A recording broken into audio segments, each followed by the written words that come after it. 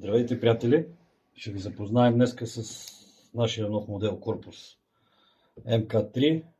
Ще направим няколко последователни клипа за работа с лодката, сонар, GPS и така.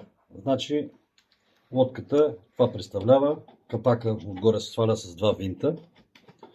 Така е направена. В този клип ще ви покажем как се монтират батериите към нея и ще ви запознаем с дистанционното управление на лодката.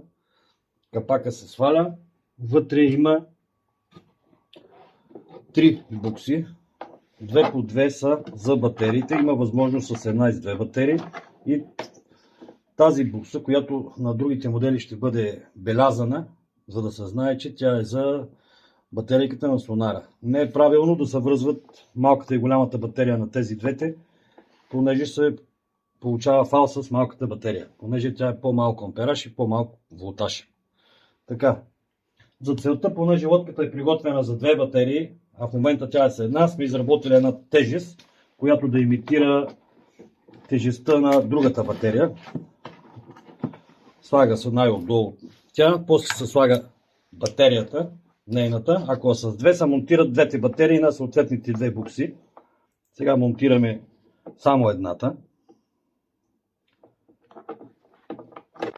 Поставя се вътре да си легне върху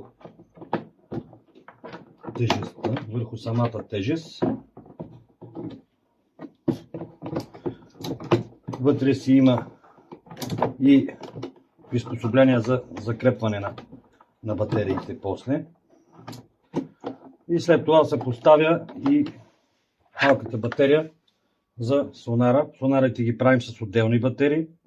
Нямат нищо общо с главните батерии, за да няма смущения по сонара. И това е общо взето.